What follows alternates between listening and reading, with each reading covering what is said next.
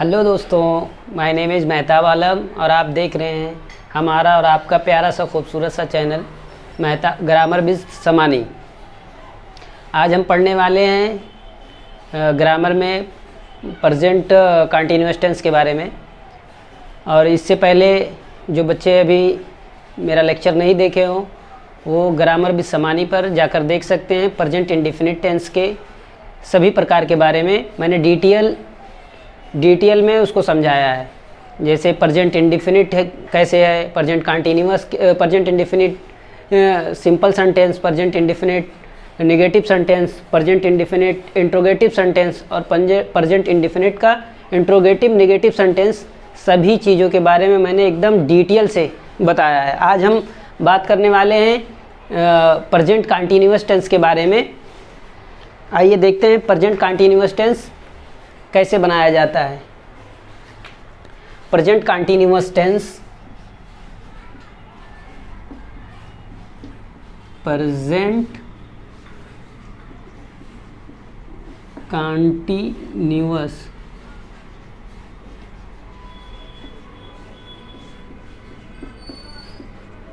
Tense, present continuous tense के बारे में आज हम विस्तृत अध्ययन करेंगे या डिटेल स्टडी करेंगे। प्रेजेंट कंटीन्यूअस क्या है, इसकी पहचान क्या है, इसे कैसे बनाया जाता है। प्रेजेंट इंडेफिनिट टेंस जिस वाक्य के अंत में रहा है, रही है, रहे हैं आदि शब्द आएँ वो प्रेजेंट कंटीन्यूअस टेंस होता है। प्रेजेंट कंटीन्यूअस टेंस जिस वाक्य के अंत में रहा है, रही है, रहे हैं आदि शब्द आएँ वो प्रेजेंट कंटीन्यूअस टेंस होता है। इसकी पहचान जब भी कोई बात हम करेंगे, जैसे मुकेश खाना खा रहा है, राधिका किताब पढ़ रही है, चिड़िया आसमान में उड़ रही है, किसान खेत जोत रहा है, हम विद्यालय जा रहे हैं, तुम अपना काम कर रहे हो, एक्सेट्रा एक्सेट्रा। यानी जिस वाक्य के अंत में रहा है, रही है, रहे हैं आदि प्रकार के वाक्य आएँ उसे हम प्रेजेंट कंटीन्यूअस टेंस कहते हैं। इनकी पहचान रहा है, रही, रहे हैं आदि से होती है और इनमें हेल्पिंग वर्ब इनमें इज, एम और आर होते हैं। इनमें हेल्पिंग वर्ब इज, एम और आर होते हैं। मैं बताता हूँ कि ये इज, एम और आर कहाँ कहाँ उपयोग होंगे। यहाँ हम एक ब्रैकेट में हम मेंशन कर दे रहे हैं ताकि हमें सेंटेंस बनाते समय याद रहे।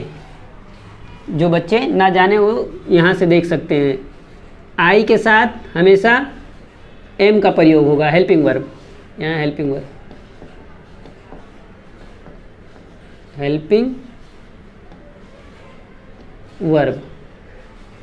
वर्ब में आई के साथ एम का प्रयोग।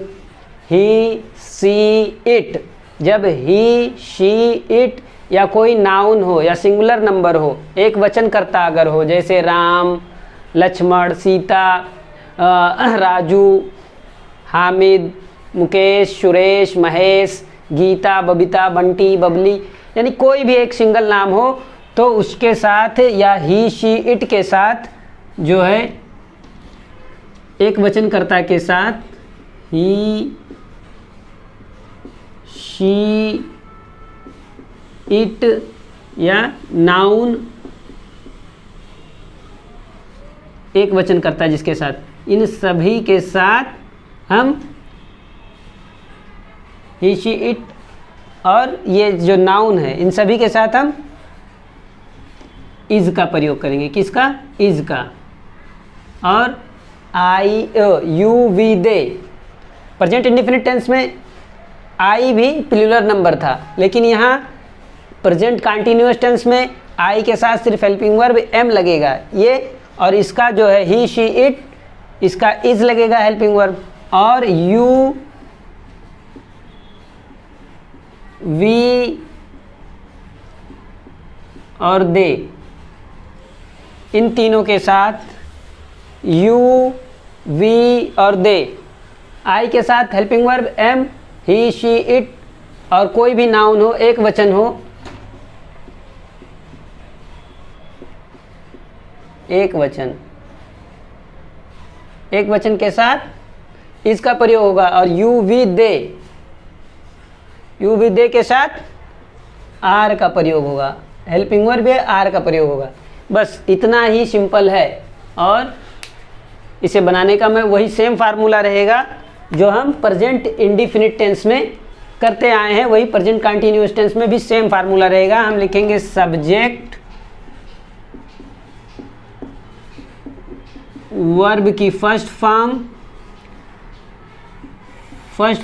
यहाँ बस एक चीज़ बढ़ जाएगा, प्लस ING बढ़ जाएगा, ING, और ऑब्जेक्ट। सब्जेक्ट वर्ब की फर्स्ट फॉर्म के अंत में ING लग जाएगा और सेम वही प्रोसेस रहेगा। तो आइए हम बना के देखते हैं कि प्रेजेंट कंटिन्यूअस कैसे होता है। जैसे महेश खाना खा रहा है, खाना खा रहा है। माता जी कहानियाँ सुना रही हैं, माता जी कहानियाँ सुना रही हैं।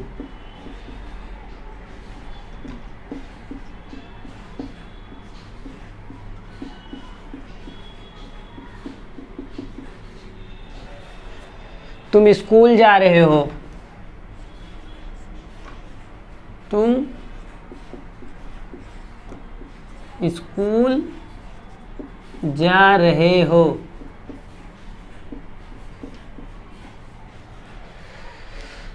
बबीता अपना पाठ याद कर रही है। बबीता, कोई भी नाम ले लो, बबीता अपना पाठ याद कर रही है। किसान खेत जोत रहा है, किसान खेत जोत रहा है।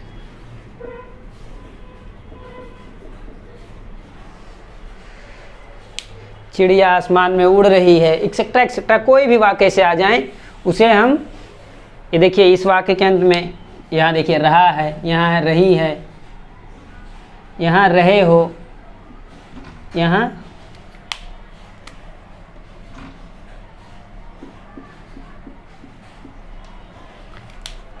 रही है, यहाँ रहा है।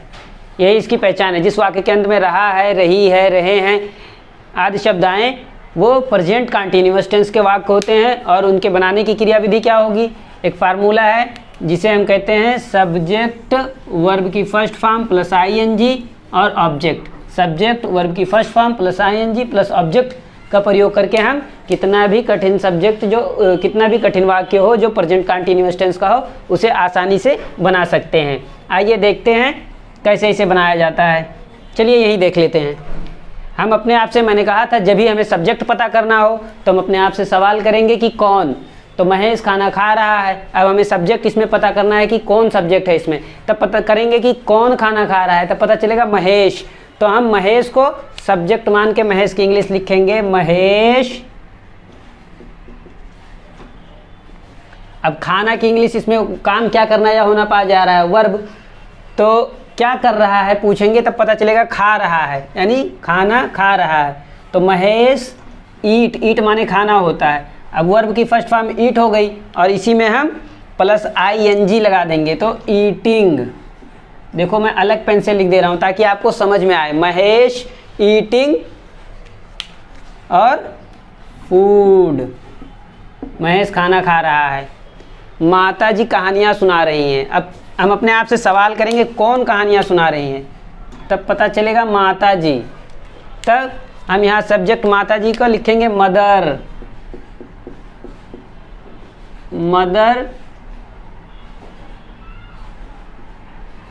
मदर क्या कर रही हैं? जब क्या कर रही हैं तो पहले पता चलेगा कि कहानी सुना रही हैं। तो mother telling, mother is telling, mother is, Mahesh is रहेगा यहाँ, सॉरी क्योंकि हेल्पिंग वर्ब यहाँ इज हमने नहीं लगाया, महेश एक वचन है, इसके लिए हेल्पिंग वर्ब इज का प्रयोग होगा।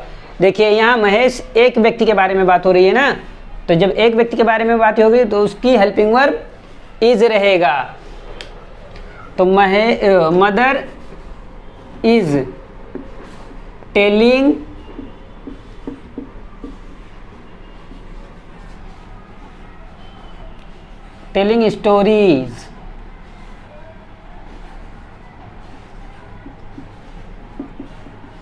स्टोरीज, माता जी कहानियां सुना रही हैं।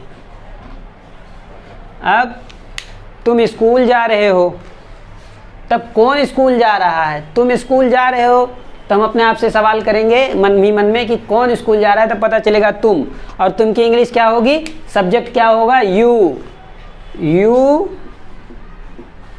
अब यू जब है तो यहाँ हेल्पिंग वर्ब क्या लगेगा? आर। You are. जाने की इंग्लिश यहाँ क्या हो रही है? क्या कर रहा है? तुम क्या कर रहे हो? तो जा रहे हो ना, तो जाने की इंग्लिश गो। You go. और गो के बाद में ये वर्ब की फर्स्ट फॉर्म है तो यहाँ ING जोड़ देंगे। You are going to school, you are going to school. तो यहाँ देखिए ये यू सब्जेक्ट, ये हेल्पिंग वर्ब, ये वर्ब की फर्स्ट फॉर्म प्लस ING, इसे मेन वर्ब कहते हैं। ये मेन वर्ब है और ये हेल्पिंग वर्ब है।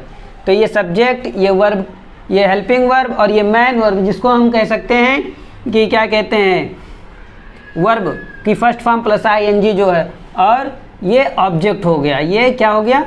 ऑब्जेक्ट हो गया। फिर यहाँ देखते हैं कि बबीता अपना पाठ याद कर रही है, तो अपने आप से फिर हम अपने आप से एक सवाल करेंगे, कौन अपना पाठ याद कर रहा है? तब हमें पता चलेगा कि सब्जेक्ट के तौर पे बबीता। तो बबीता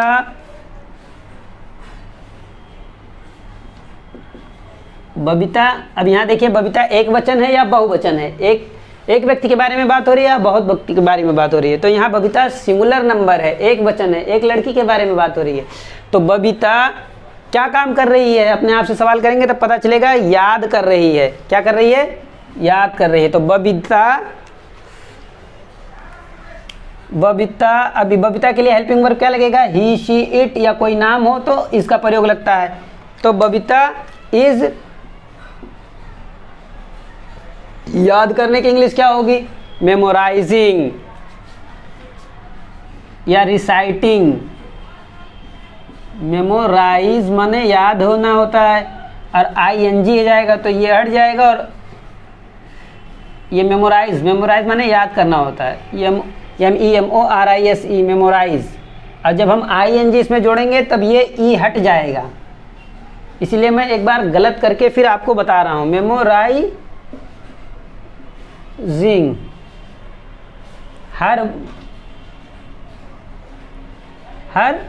मेमोराइजिंग हर लेसन।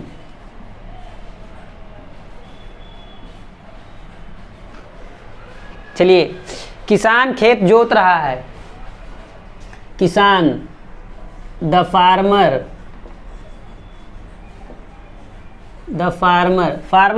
एक है ना, एक किसान के बारे में जोत रहा है, तो farmer is plugging the field, PLOUGHING, ploughing the field. चलिए, ये तो मैं एक रिव्यू के तौर पे आपको बताया, फिर हम फिर से बना के देखेंगे ताकि आप यहीं पर याद कर लें, आपको फिर अलग से एक्स्ट्रा टाइम ना देना पड़े। आइए फिर देखते हैं।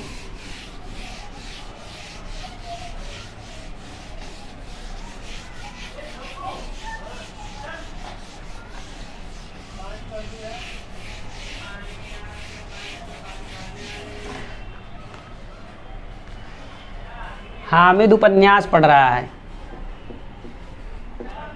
हामिद उपन्यास पढ़ रहा है। अब देखिए वाक्य के अंत में रहा है आ रहा है,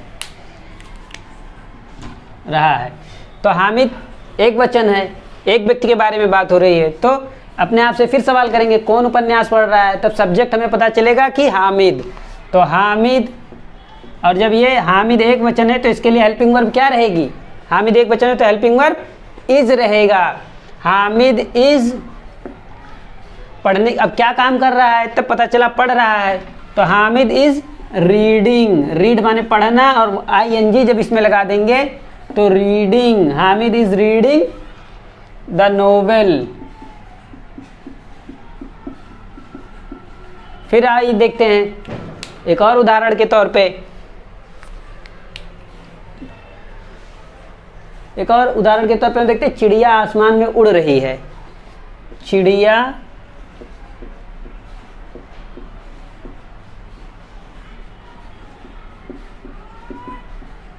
आसमान में उड़ रही है।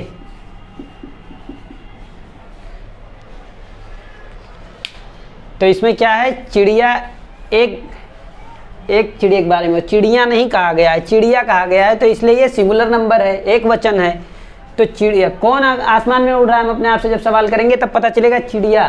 तो चिड़िया एक वचन है, तो इसके लिए क्या रहेगा, bird. Bird is,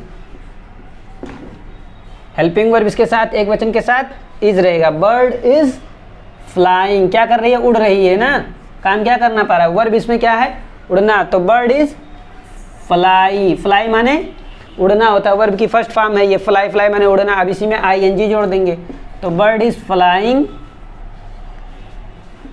in the sky. समझे बच्चे, bird is flying in the sky. फिर आओ देखते हैं, अभी हम इसका प्रयोग किए हैं, एम का प्रयोग नहीं किए हैं। अब आइए देखते हैं एम का प्रयोग कैसे करते हैं। सिर्फ अभी जितना हमने पढ़ाया है इसका ही प्रयोग हुआ है। अब आइए देखते हैं कि एम का कैसे प्रयोग होगा। मैं इसको मिटा दे रहा हूँ। अब एम का प्रयोग, मैं तुम्हें इंग्लिश पढ़ा रहा हूँ। मैं तुम्हें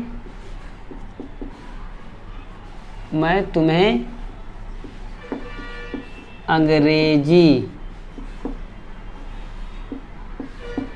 पढ़ा रहा हूँ। मैं तुम्हें अंग्रेजी पढ़ा रहा हूँ। अब इसमें हम फिर सवाल करेंगे कि सब्जेक्ट पता करने के लिए कि कौन। जब हम कौन से सवाल करेंगे तब सब्जेक्ट का पता चलेगा, क्या से सवाल करेंगे तब वर्ग का पता चलेगा। तो इसमें सब्जेक्ट कौन है, मैं, ये मैं सब्जेक्ट है, और काम क्या करना है या होना पा रहा है, पढ़ाना।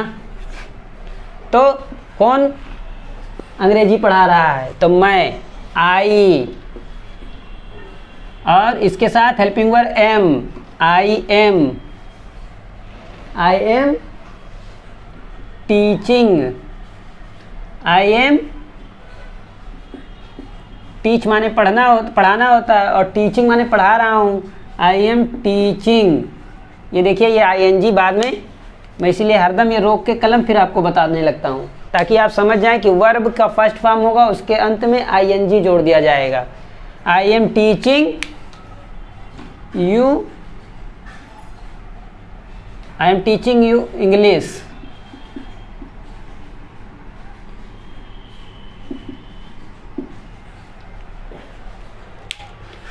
अब फिर एक देख लेते हैं, मैं खाना खा रहा हूँ।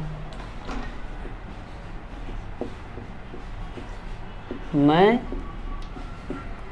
खाना खा रहा हूँ।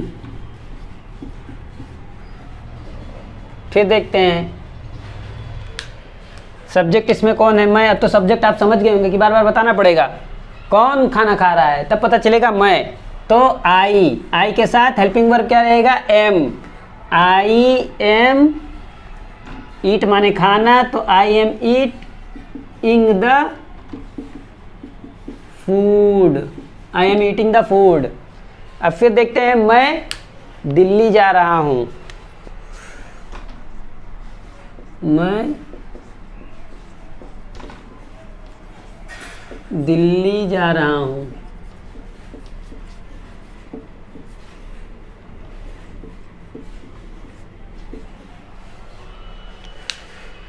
तो आई सब्जेक्ट यहाँ हो गया आई, हेल्पिंग वर्ब इसमें एम, और जाने की इंग्लिश क्या वर्ब की क्या रहेगी गो, तो going, I am going to Delhi.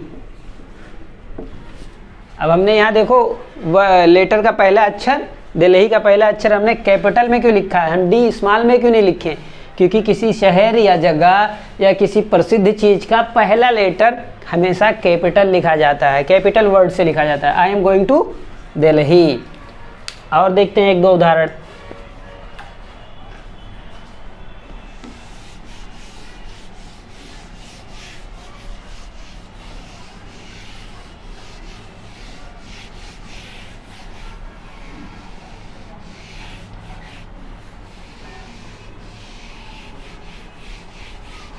मैं प्रतियोगी परीक्षा की तैयारी कर रहा हूँ।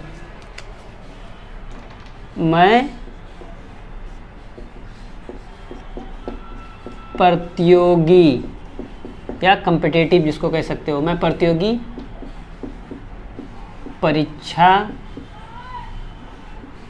की तैयारी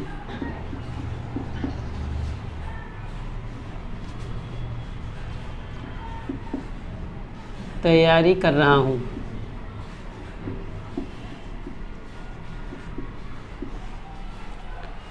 मैं अपने आप से सवाल करूँगा, यानी आप अपने मन में सवाल करेंगे कौन प्रतियोगी परीक्षा की तैयारी कर रहा है, तो पता चलेगा मैं। तो हेल्प यहाँ सब्जेक्ट क्या हो जाएगा आई, फिर काम का करना या क्या होना पाया जा रहा है तैयारी करना वर्ब जिसे रहेगा, तो हेल्पिंग वर्ब आई के साथ क्या रहेगा am, I am preparing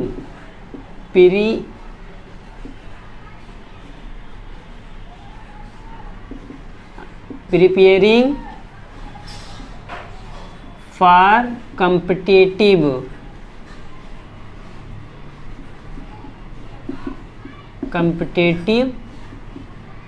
examination या exam. I am preparing for competitive exam.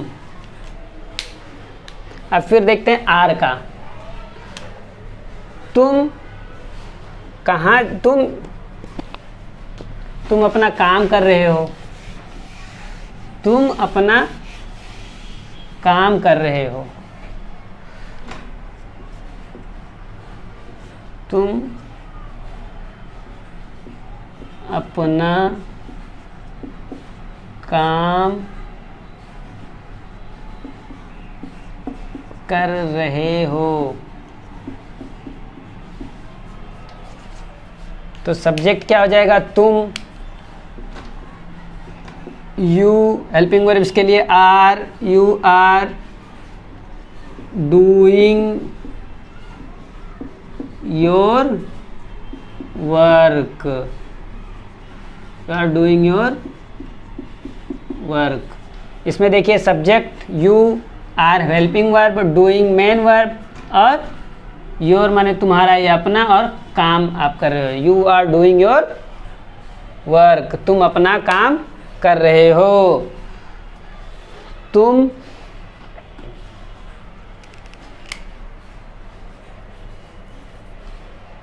तुम कहाँ जा रहे हो, तुम क्या लिख रहे हो, तुम क्या लिख रहे हो, तुम क्या लिख रहे हो, हेल्पिंग वर्ब इंट्रोगेटिव नहीं बनाना है, तुम कविता लिख रहे हो। अभी इंट्रोगेटिव तो बनाया ही नहीं है, इंट्रोगेटिव को बताएंगे। तुम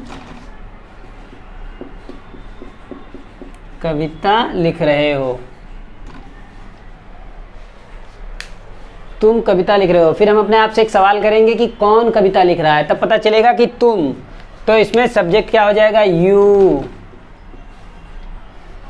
इसके साथ हेल्पिंग वर्ब क्या रहेगा आर, यू आर राइट माने लिखना, यू आर राइट, जब राइट हो जाएगा तो इसको आई ई हटा देंगे, ये वर्ब की फर्स्ट फॉर्म राइट ऐसे रहेगी, लेकिन जब इसमें हम ING जोड़ेंगे तब ये ई हट जाएगा। You are writing, you are writing, double TING रहेगा, यू आर राइटिंग। कविता की इंग्लिश क्या होगी? Poem. You are writing a poem. और आइए देखते हैं तुम के लिए, तुम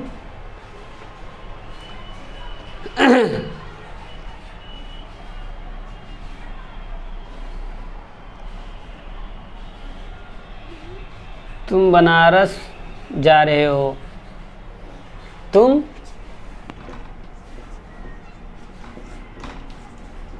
बनारस जा रहे हो। यू, अब इसमें क्या रहेगा? कौन, तो पता चलेगा तुम, तो you are going to Banaras.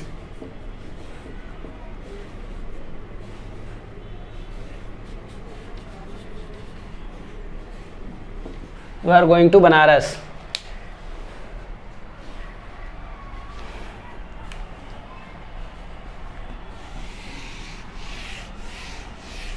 We का देख लेते हैं।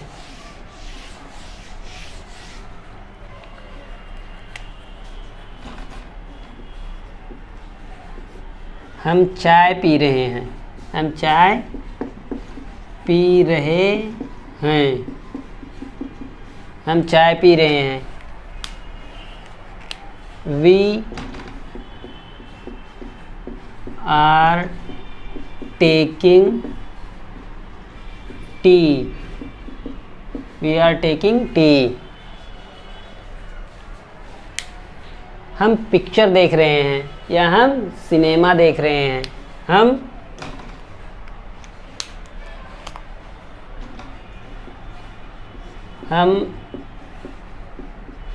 सिनेमा देख रहे हैं, हम सिनेमा देख रहे हैं। वी आर, सब्जेक्ट क्या हो जाएगा? वी, हम, और क्या कर रहे हैं? काम का करना, देखना, तो यहाँ सब्जेक्ट क्या रहेगा? वी। यहाँ helping verb are. We are, we are क्या रहेगा देखने के लिए? वी आर सीइंग या लुकिंग, तो सीइंग रहेगा यहाँ। We are seeing cinema, etcetera etcetera. वे अपना काम कर रहे हैं, वे अपना काम कर रहे हैं, या वे गरीबों की मदद कर रहे हैं। वे, यार आज पेन कैसा चल रहा है? वे गरीबों की मदद कर रहे हैं, वे गरीबों की मदद कर रहे हैं। तो इसमें हम अपने आप से एक सवाल करेंगे कि कौन गरीबों की मदद कर रहा है, तब पता चलेगा वे एक लोग नहीं है, कई लोग हैं, यानी बहुवचन है।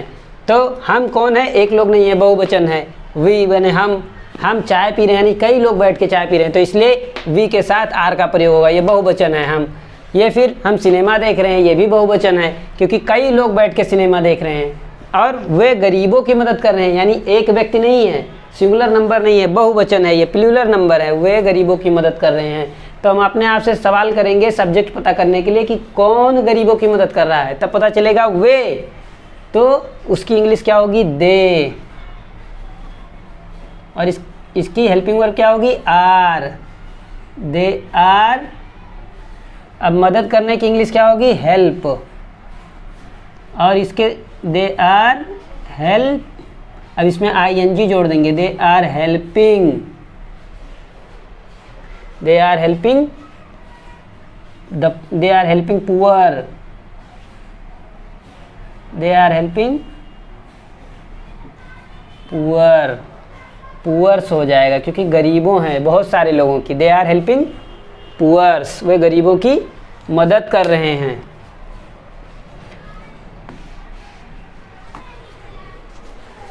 चलिए दोस्तों, बाय बाय। अब फिर मिलेंगे अगले लेक्चर में प्रेजेंट कंटीन्यूअस टेंस के नेगेटिव सेंटेंस के बारे में चर्चा करते हुए। Bye bye. अगर आपको हमारा लेक्चर पसंद आए तो लाइक करिए, शेयर करिए और सब्सक्राइब करिए ताकि ये चीज़ें और लोगों तक पहुंच पाए जो इंग्लिश सीखने के इच्छुक हों, जो किसी कम्पिटिटिव एग्ज़ाम की तैयारी कर रहे हों, किसी परीक्षा की तैयारी कर रहे हों, तो उन तक भी ये लेक्चर पहुंचाएं ताकि उन्हें इंग्लिश आसान से आसान भाषा में समझ में आए। चलिए बाय बाय, फिर मिलेंगे अगले वीडियो में।